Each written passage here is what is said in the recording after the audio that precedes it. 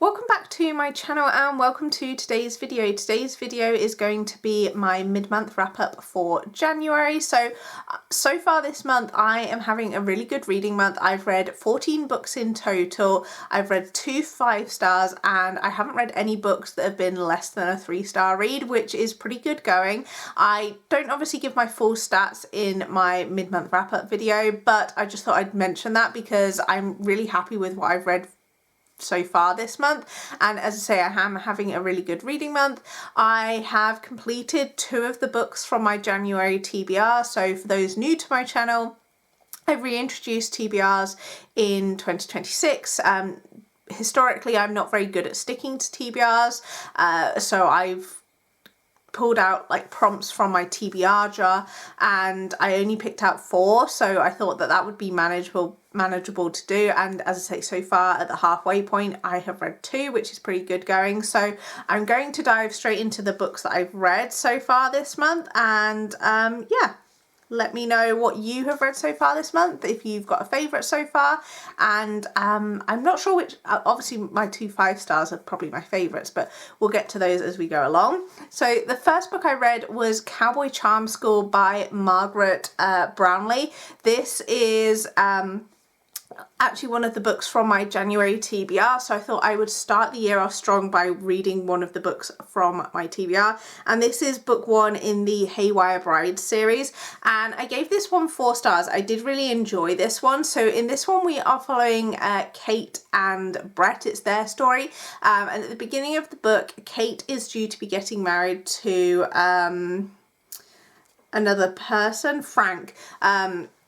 So her and Frank are due to be getting married. They've known each other since they were children, and she thinks that she's in love with him. And the book starts in the church when Frank and Kate are, you know, about to get married, and Brett bursts into the church and puts a stop to the marriage because he accuses Frank of being this criminal.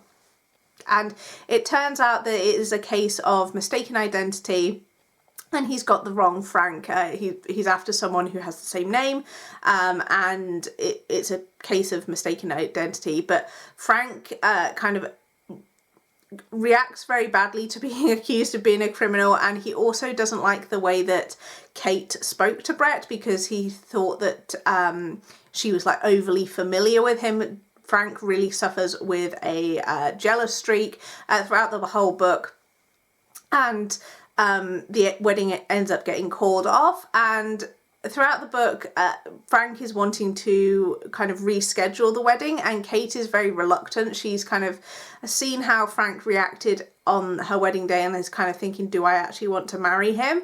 And as I say, throughout the majority of the book Frank is trying to kind of win Kate back, and he's trying to win her back with the help of Brett. So Brett is kind of helping Frank kind of do like more romantic things to try and win Kate back, all the while Kate is falling for Brett. And I really enjoyed this one. I thought it was a really fun read. I liked seeing the relationship between Kate and Brett slowly develop. This is definitely a case of a slow burn book, and they don't really get together until quite towards the end of this book, so it is very much a slow burn, and I really like seeing that develop. I found it quite funny when Brett was trying to help Frank, because Frank was like completely hopeless in terms of what he thought would be a good way to kind of woo Kate, and that was quite amusing to see. And yeah, overall I had a good time with this one. I am interested to check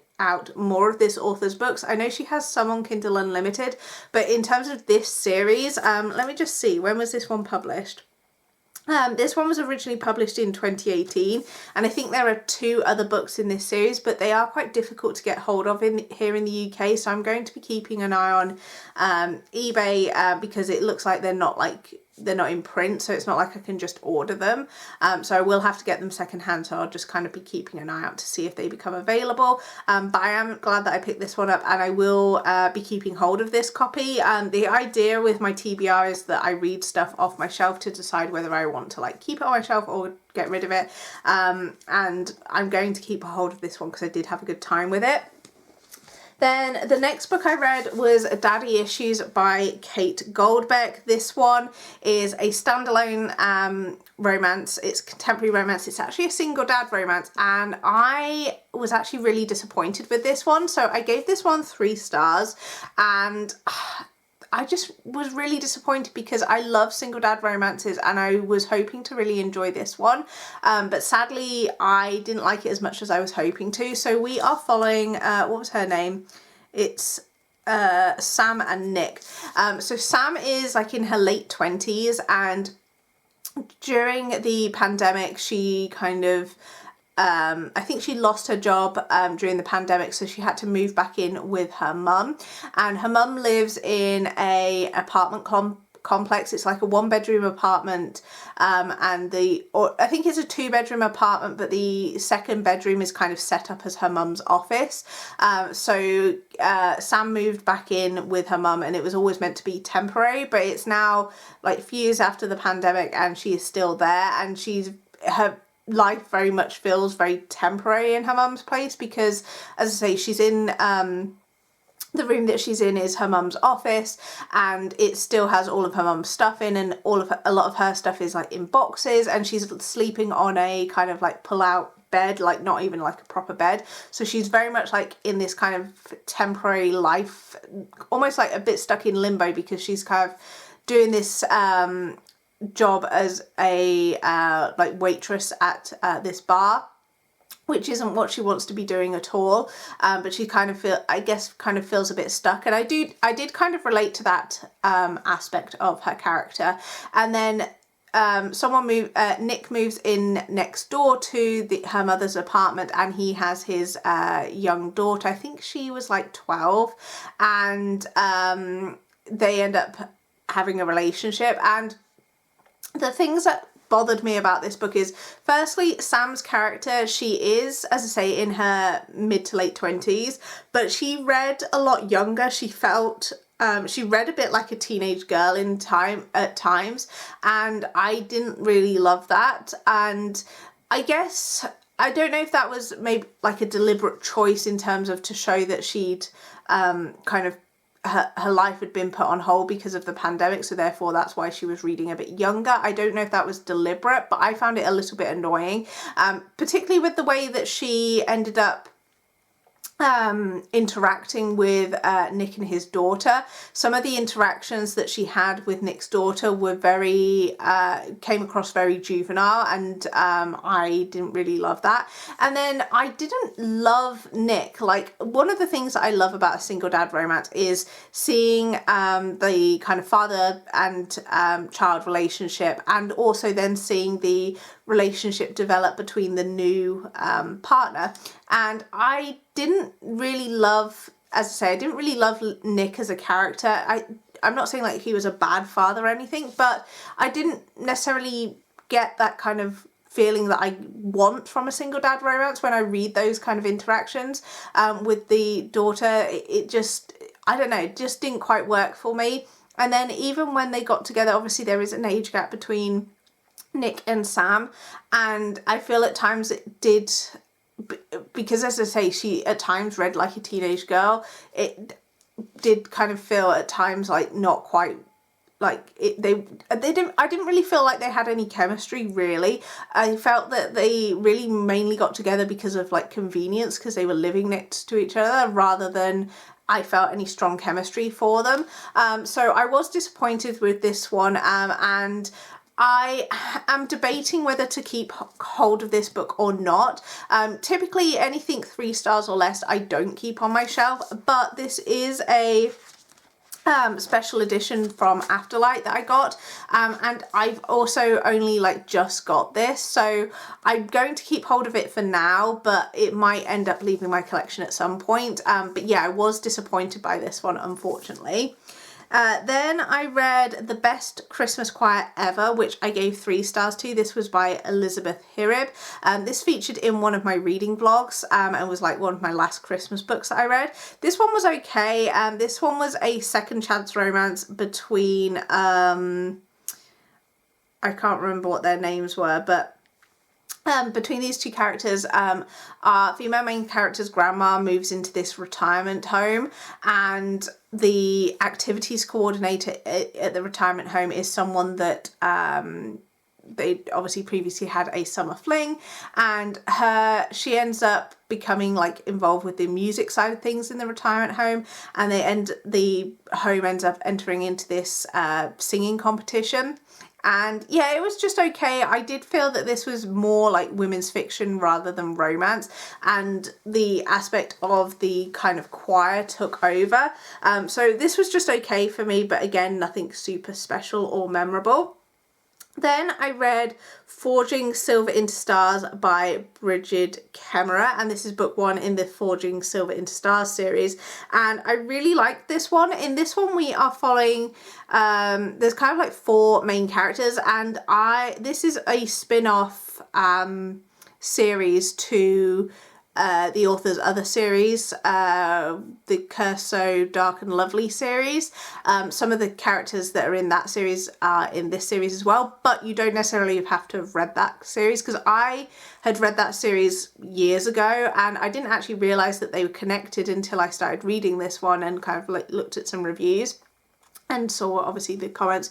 And obviously it's been so long since I read that series, so I didn't really remember a ton, but that didn't impact my enjoyment of this one. So we have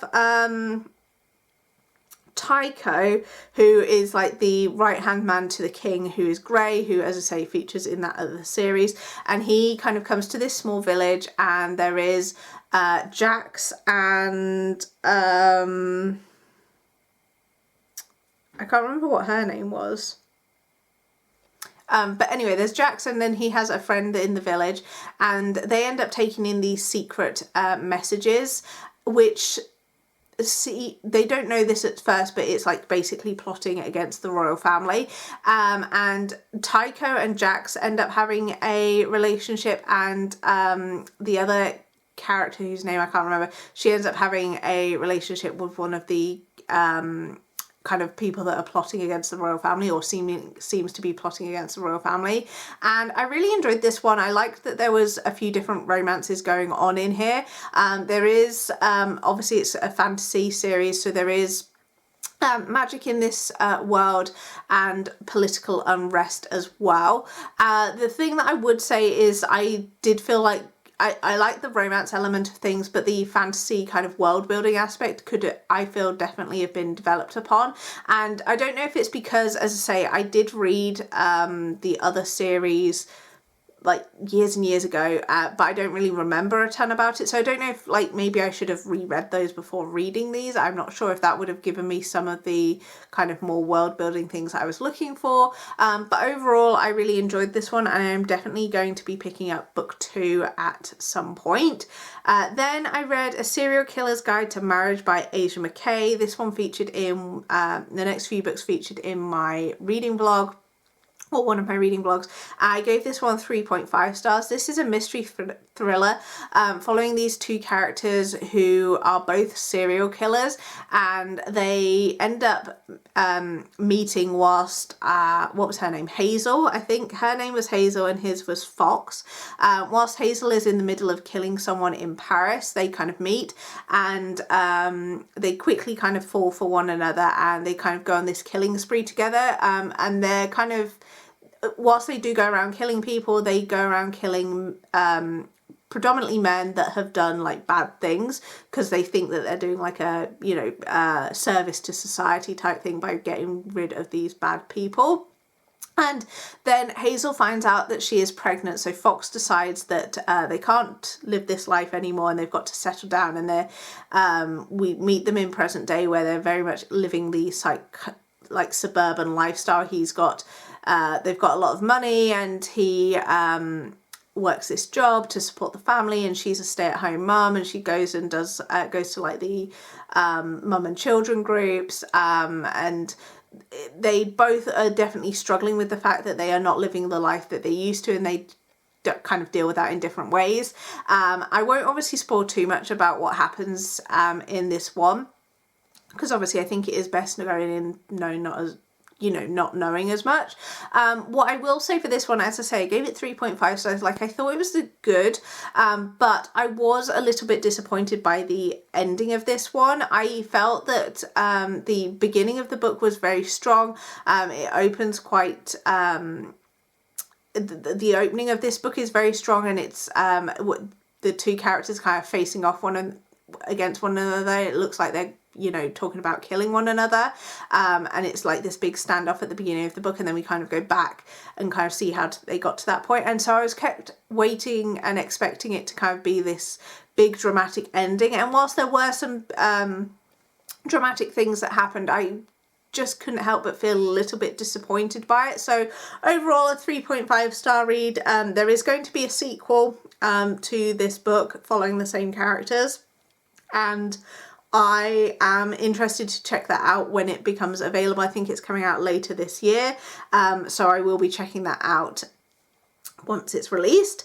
Then I read Crywolf by Patricia Briggs, and this is book 3 in the Alpha and Omega series, and I gave this one 3 stars. This one is a werewolf paranormal romance, and I didn't love this one. Like, it was okay, but we are following two characters, Charles and Anna, and they are mates, and both of them are obviously werewolves. And at the beginning of the book, Anna is leaving her current pact, and there's definitely... she's been like abused and she's been tortured by the previous pack leader, and Charles has kind of rescued her from that and is taking her into his own pack, and he has also been injured when the packs have had a standoff. And then it turns out that there's this rogue werewolf that kind of needs hunting down and tracking, and they go off to do that. And the problem I had with this book is there is, and I didn't know this at the time, but apparently there is a prequel novella which you need to read before reading this book. I didn't know that going into it, and when I started this book, I was thinking like I felt like I'd missed like a chunk of the story, because some of the things that were kind of introduced in the book, it felt like we should have already been like aware of like prior events. And there is also like a connected series called the Mercy Thompson series, which again, I'm not sure if you need to have read that series in order to read this one. Mercy Thompson is mentioned in this book, but I don't know if any like events happen at the end of that series that you need to know before this one. But as I say, I felt that there was a chunk of stuff that I didn't know, and I just found this one a little bit dull. I would say in terms of the romance element, the characters were already together. They were already they'd already been identified as being mates, but it's kind of them kind of reconnecting following Charles's injury as well. And yeah, it was just okay, but nothing special. And I decided that I wasn't going to continue on with the series because I think there's 5 books in this series, and I just felt like and they follow the same characters as well. I think Anna and Charles like are the same couple throughout. I just wasn't interested enough to continue on, unfortunately. So that one was kind of, I'd say that's probably my least favourite book from the month. But yeah, I read it, but I won't be continuing on with the series. Then I read Kiss of the Basilisk by Lindsay Straub, which is book 1 in the Split or Swallow series.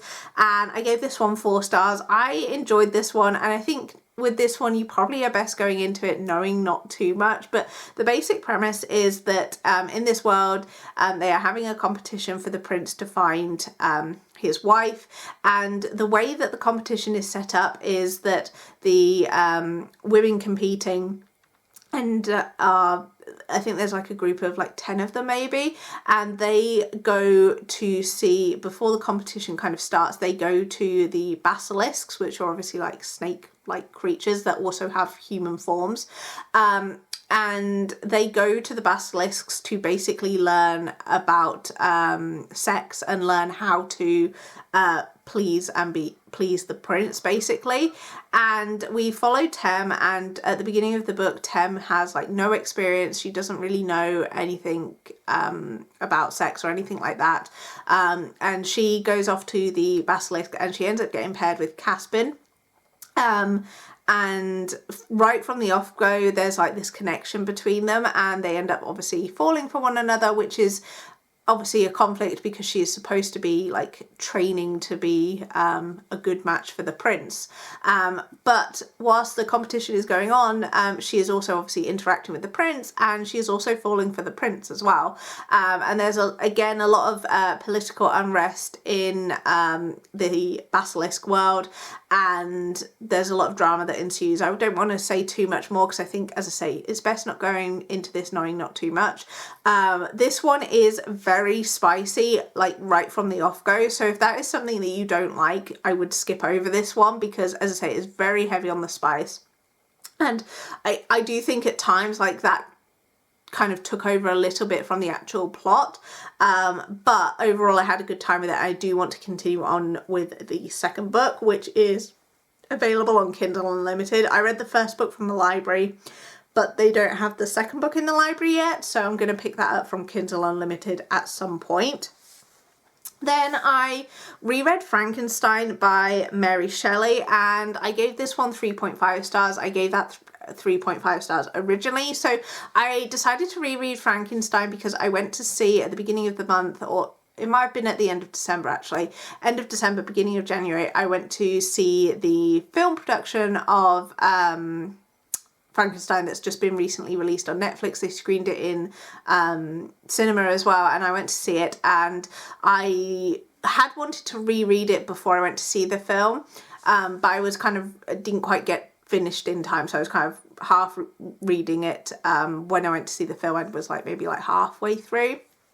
And the film does deviate from the book, so it's not like a perfect adaptation, but I'm not too bothered about that. I guess in the film it does kind of get the basic storyline across, but some of the events and the way that some of the characters are introduced in the book versus the film is different.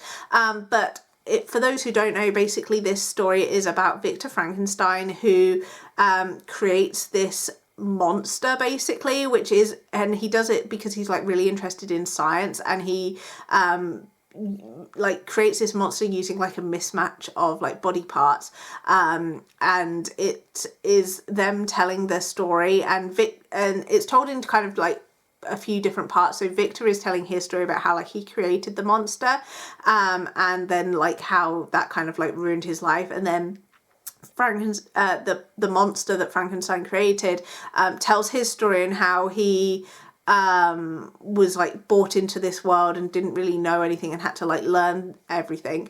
And in the book versus the film, in the book the monster is, I think, made out to be more of a villain character, and he does do bad things even in the film, but I think in the film he's made out to be like a bit more, we're meant to have a bit more sympathy for his character, and I liked this one, and as I say, I gave it 3.5 stars. What I think is what I have trouble with this one is that it is quite slow moving, particularly the beginning part of it. It's quite difficult to get into. In terms of language and like ease to follow the story, I think it's a fairly easy story to read. And obviously seeing the film does kind of help you kind of follow along a little bit, but I didn't really have like a problem with that. I think my biggest problem with this is that I find it very slow going, particularly at the beginning portion, and the chapters as well are quite long, which they're quite lengthy chapters, and like the part of the beginning but of it is told through letters, and I'm not a huge fan of stories told through the letter format. It does then go out of the letter format, but the first few chapters are letters, and as I say, that doesn't always work for me, which I think is maybe why I find the first portion of this quite slow. But overall, this one is okay. I'm glad that I reread it, and obviously I did want to try and read more classic, or a few more classics this year. And obviously I know this is a reread, but I'm glad that I did get to that one.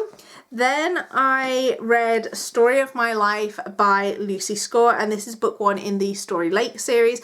I really enjoyed this one and gave this one 4 stars. So this one we are following Hazel and Cam, and Hazel is a romance writer, romance author, and she has been struggling to write for the past year or so. Her life has kind of got a bit derailed because she was married and ended up getting divorced, and the guy that she was married to turned out to be like terrible, and so her life is kind of like derailed. She's quite depressed, she doesn't really go out much, and as I say, she's struggling to write, and the place that she's living in is quite messy because she is depressed. She's got into a bit of a state, and she finds out that her agent is like her best friend, and the agent is saying like, the publisher, we've already extended the deadline like multiple times, like you need to get something written because otherwise they're going to be like axing you. And she ends up browsing online and sees these contractors who did some work in this small town. And she gets the spark of an idea for a story, and she ends up going to Story Lake, which is a small town, and meets Cam. And Cam is very much a grumpy character. This is definitely has the sunshine, grumpy sunshine trope, and she kind of slowly works her way into his heart. And I really enjoyed this one. I think if you like Megan Quinn's writing, you will like this one. I've read some of Lucy Score's books before, and I feel like this one was definitely lighter and a little bit more humorous than previous ones that I've read from her. And I definitely got, when I was reading this, I was like, oh, this definitely, like, moments in here like reminded me of reading a Megan Quinn book. And I'm not saying like it's like a direct copy or anything, just like in some of the tone and the dialogue, I was like, oh, this reminds me, like, because it's a little bit funny, and that kind of reminded me of some of Megan Quinn's books. My biggest complaint about this one is the length of it. Lucy Score's books and Megan Quinn's books do sometimes err on being too long. This is over 500 pages, and I do think some of this could have been cut down for sure, and I think it could have been even better if it was shorter. But overall, I did have a really good time with this one, and I'm definitely looking forward to the next book in this series, which comes out I think in March, because that is going to be her friend's romance, which I'm definitely looking forward to checking out. So yeah, really glad that I read that one. Then I finally finished Can't Get Enough by Kennedy Ryan, which is book 3 in the Skyland series. I enjoyed this one and gave this one 4 stars. I started reading this one a little bit ago, I think maybe like at the end of November, but I haven't actively been reading it all that time. I kind of picked it up and then had to read like some other things, and then it kind of got put to one side. And then obviously during December I was reading Christmas books, but I finally sat down and finished this in January, and I did really enjoy this one. This one we follow Hendrix and Maverick, and Hendrix works for this her own company. I think she does like PR or something like that. I can't remember exactly what her job was, but she works for her own company, and Maverick is like this extremely wealthy guy, and Hendrix is very much, she's an older heroine. I think they're like in their 40s, I want to say, and she's fairly happy being single, and she doesn't want kids, like but she would maybe quite like to have someone in her life, but she is very clear throughout the whole book, and even in the epilogue, which I did appreciate, that she doesn't want kids, and she's very much open about that. Maverick is a similar sort of age to her, in his 40s, and he already has a daughter, and he isn't too bothered, and he doesn't really want kids either. And they kind of meet at this event, and there's definitely a spark between them, and I really liked the romance in this one. Hendrix is also dealing with her fact that her mother has dementia or Alzheimer's, and she's kind of currently her aunt is kind of helping like take care of her mum, but she's kind of realizing that things have gotten like because she's not living with her mum, and she lives like, I think she might live in a different city or state, so she doesn't see her mum regularly, and then she kind of realizes that things have progressed quite quickly with the dementia or Alzheimer's, and she starts thinking about like what she might have to put in place. And that side of things was quite heavy to read. I personally don't love seeing dementia, Alzheimer's in books, and it's been very popular is like the wrong word, but it seems like it's something that authors have increasingly written into their books. Obviously it's a disease that is like a growing disease in terms of a lot more people are suffering from it, and the impact that it has on families. And obviously I don't know, some of these authors may have had direct experience with it, I'm not sure, but I find it quite difficult to read in books, and particularly, as I say, because there's been so many books that have featured it, it's been quite heavy. And the author did like a good job of portraying the disease and how that does have an impact on the family members, but as I say, it was a little bit too much for me personally. It's difficult in these books to kind of get the balance between like showing those kind of heavy moments but still having that light, fun romance side of things. But this one was good. I gave it 4 stars. I need to go back and I need to go back and read book 2 because I never got round to it. But this one was good, solid read. Then I read Hemlock and Silver by T. Kingfisher, and this one I gave 3 stars to. This one was a little bit disappointing because I'd heard really good things about T. Kingfisher's books, just like in general, so I was hoping to really enjoy this one, but I didn't necessarily love it. It's a Snow White reimagining, and we follow Anya, who is this healer who is hired by the king to tend to his daughter because he believes that his daughter is being poisoned. And when Anya gets there, the princess doesn't have, she's quite clearly ill with something, but there's no clear sign that it leads to one poison. So Anya spends a lot of time trying to work out what is going on, and then she finds out that there are these mysterious apples that the princess seems to be eating, and she thinks that could be causing the issue. And then there's this whole kind of story around this mirror world and this evil queen that's in the mirror world, and it all got a little bit confusing. The pacing in this one was a little bit off as well. The first portion of it was quite slow moving, and then the second part, when we discover the mirror world, that's quite quick and things get resolved really quickly. And I was expecting there to be a romance perhaps between the king and Anya. There is a little bit of a romance in here between Anya and one of the guards, but the king is actually not present for the majority of the story, and that I felt was a little bit odd.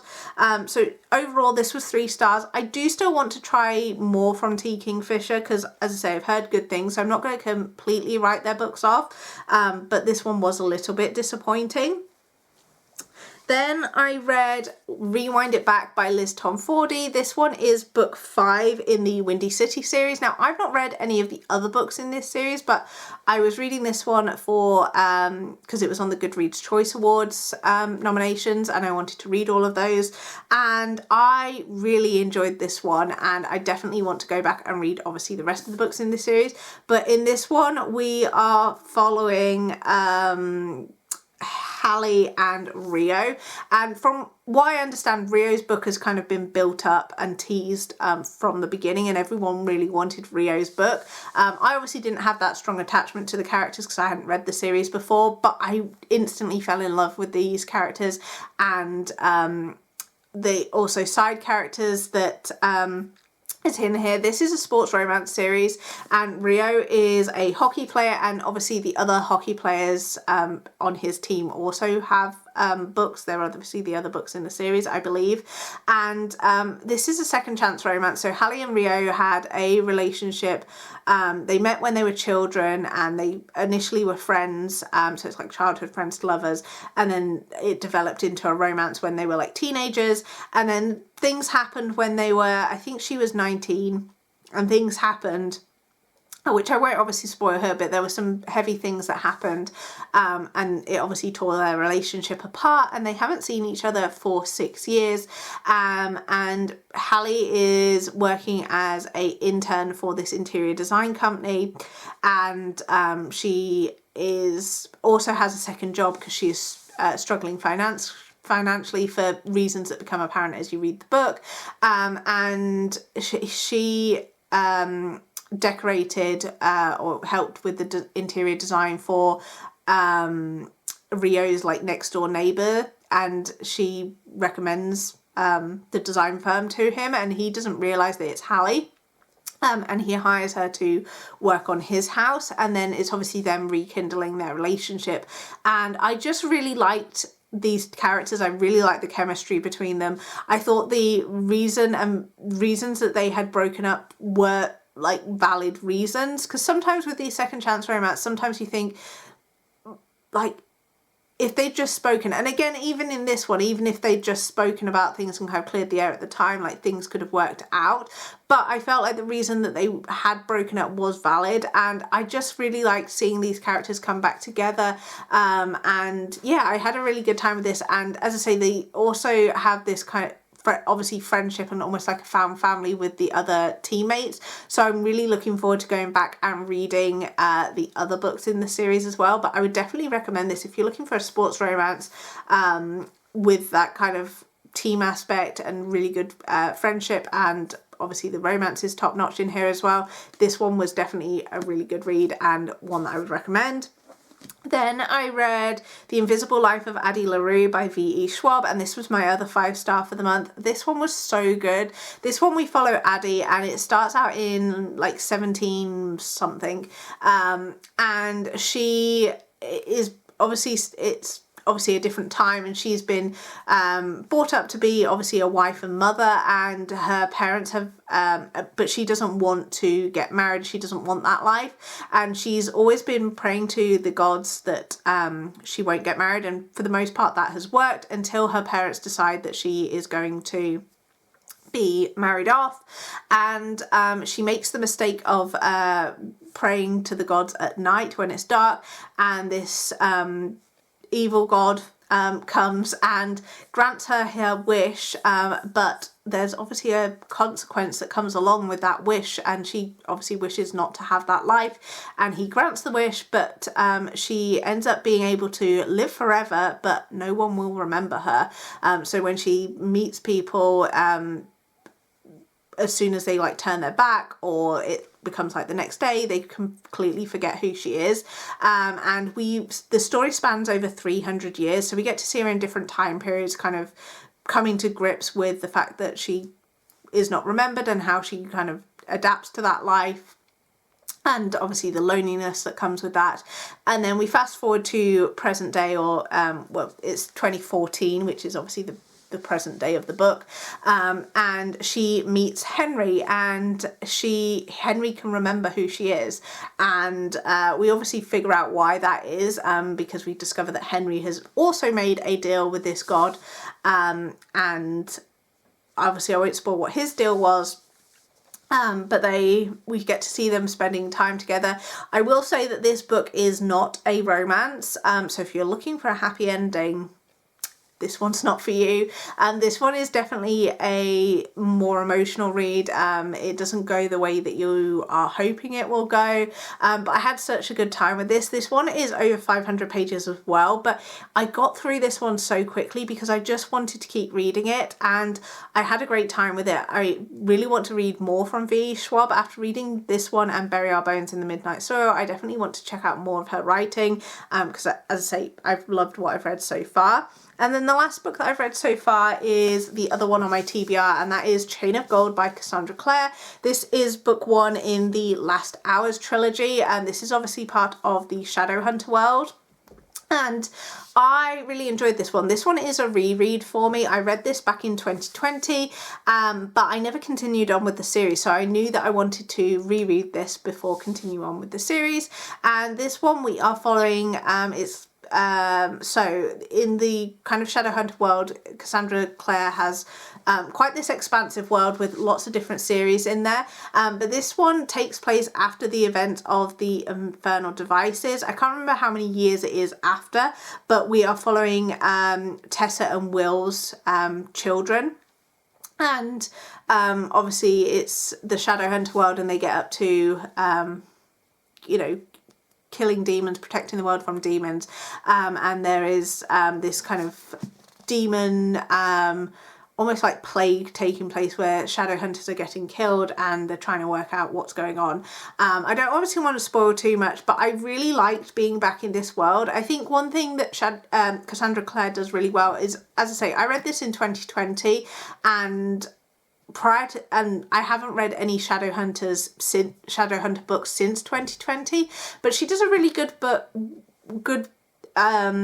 way of kind of reintroducing the world without it being like too info dumpy.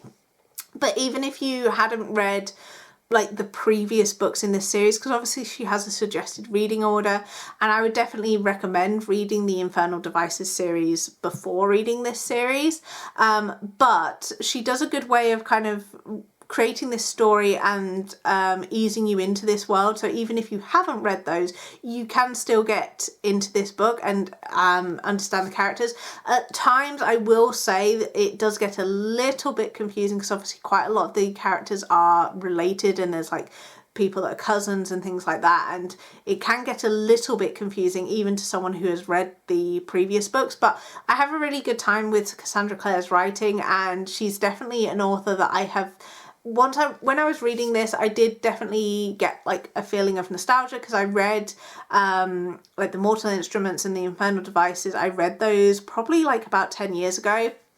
And then I kind of like binged my way through the Shadowhunter books, and I definitely felt nostalgic reading this series, and I definitely want to continue reading on with this series and continuing read the other Shadowhunter books I've not read, because I've not read this series. And then she also has the Eldest Curses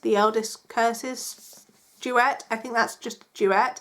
And then she's going to be releasing the Wicked Powers at some point. So I really want to kind of catch up with these books, because I had a good time reading it. It is obviously very long. That's one of the kind of drawbacks of her books, I guess, that they are really long. But I had a good time, and I'm glad that I reread this. And I will be picking up the next one, which I think is called Chain of Iron. I'm just looking at it on my shelf. Chain of Iron's the next one, and I will be picking that one up. I don't have a copy of Chain of Thorns though, so I'll need to look into that. But yeah, overall loved it, really enjoyed this one. As I say, gave it 4 stars. It's not quite a 5-star read for me.